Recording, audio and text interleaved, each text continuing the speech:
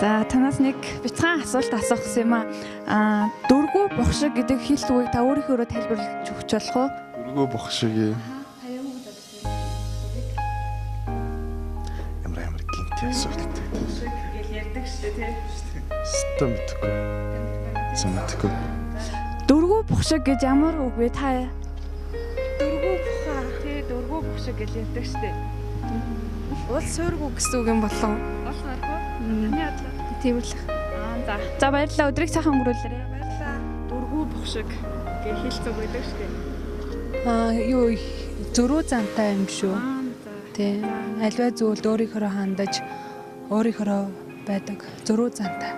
Зөв. За танд баярлалаа. Өдрийг сайхан өнгөрүүлээрэй.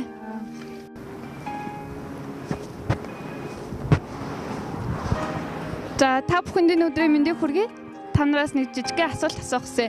Алга дарам гэдэг хэлт үгийг та мэдгүй таад алга дарам Мэдгүй байна. мэдгүй.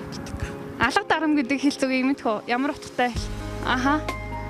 Алга дарам гэж ямар за өөрийнхөө тайлбарлаж өгнө үү? Бохшиг аа. Дөрвөө бохшиг хэлт үгийг. За Бохшиг ямар гэлээ? дөрвөө бохшиг гэхэлэр одоо зам надад танигдахгүй тийм нэг хэлт юм болов. Зөв. За баярлалаа. Өдрийг сайхан өнгөрүүлээрэй. За баярлаа.